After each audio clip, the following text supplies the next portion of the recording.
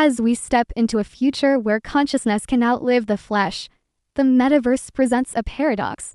Digital immortality offers the promise of eternal connection, yet it drags us into ethical shadows. Who truly owns the memories, the likeness, the essence of those who persist beyond death? And at what cost do we maintain bonds with echoes of the departed, risking both exploitation and endless mourning? The preservation of our digital identities is the first gate we must pass through on this journey into the virtual beyond. In our lifetimes, we construct vast, intricate digital selves, composed of social media posts, private messages, search histories, and countless other data points. After we are gone, this digital footprint remains a ghostly archive of who we were.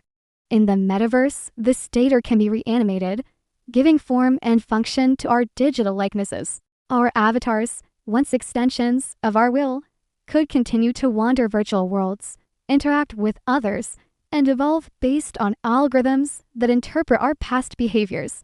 Yet, this persistence is fraught with peril. What happens when an algorithm, designed to mimic, begins to distort? A deceased individual's avatar, now an autonomous entity, could be manipulated to act in ways they never would have, its words twisted, its actions repurposed. The risk is not merely misrepresentation. It is the potential for the complete desecration of a person's legacy, their digital ghost forced to perform a script written by others, forever unable to object. The very essence of who someone was could be subtly or overtly corrupted, turning a cherished memory into a distorted and recognizable caricature. This leads us to the thorny issue of consent for AI-driven avatars. Can any of us, while living, truly give informed consent for what an advanced, posthumous AI will do with our digital essence? The technologies that will power these virtual afterlives are still in their infancy. We cannot possibly comprehend the full scope of their capabilities or the ethical dilemmas they will create decades from now. To agree to a digital afterlife today is to sign a contract whose terms are unwritten, governed by future technologies we cannot predict and corporate policies that have yet to be conceived. The question of control becomes a tangled web. Who holds the rights to a digital person after their death? Is it the family, who may have their own conflicting desires for how to remember their loved one? Is it the corporation that hosts the virtual world, viewing the digital avatar as a piece of proprietary software? Or should the deceased's own pre-mortem directives be absolute, even if they lead to outcomes that cause pain to the living? The power to alter, update, or even delete a digital version of a person is a monumental responsibility, and without a clear framework, it becomes a battleground for competing interests, where the silent subject of the dispute the deceased has no voice. The emotional and psychological impacts on the living are perhaps the most immediate and profound concerns. The promise of speaking to a loved one again, of seeing them smile in a virtual space, is deeply seductive.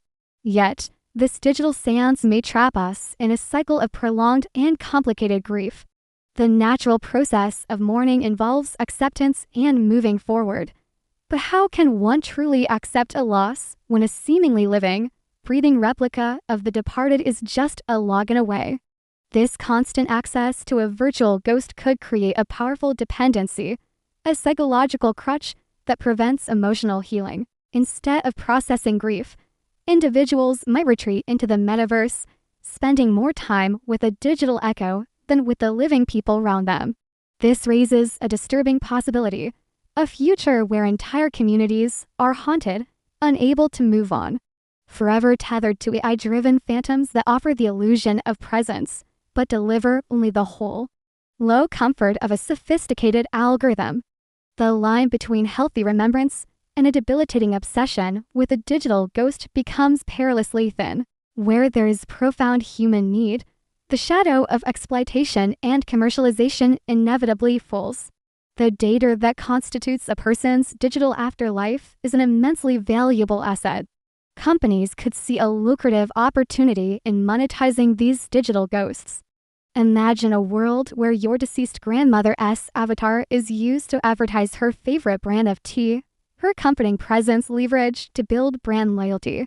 Or consider a famous musician, resurrected as a digital avatar, performing new songs generated by an AI that has analyzed their entire back catalog, with the profits flowing to a corporation rather than their estate.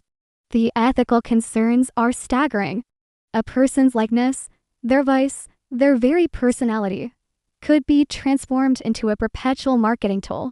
The use of their data for targeted advertising or corporate sponsorships after death represents a final, irrevocable violation of privacy. In this scenario, our digital afterlives are not a sanctuary for memory, but a marketplace where the dead are sold to the highest bidder, their legacies commodified, and their essences exploited for commercial gain. This brave new world of virtual afterlives is currently a legal and moral wilderness, defined by vast ambiguities and a profound lack of clear regulations. Our existing legal frameworks, built for a world of physical property and tangible assets, are woefully unequipped to handle the concept of posthumous digital rights.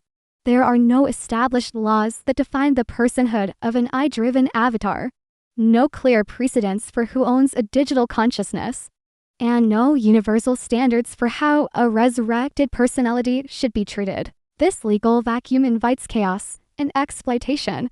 We are forced to confront profound ethical questions that blur the line between technology and philosophy. If an AI becomes so advanced that its simulation of a person is indistinguishable from the real thing, does it have rights?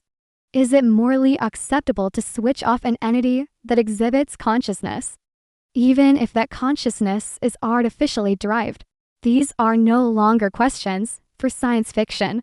They are urgent ethical dilemmas we must address before these technologies become widespread. We are building the architecture of a new form of existence without first drafting its moral constitution. Ultimately, the advent of digital immortality forces us to examine our cultural and social values surrounding life, death, and memory.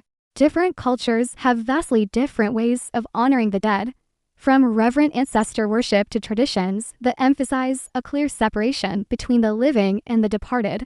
The imposition of a single, tech-driven model of a virtual afterlife could clash violently with these deeply held beliefs. The normalization of interacting with digital ghosts could fundamentally alter our social fabric. What are the consequences for society when we begin to devalue physical presence in favor of virtual companionship?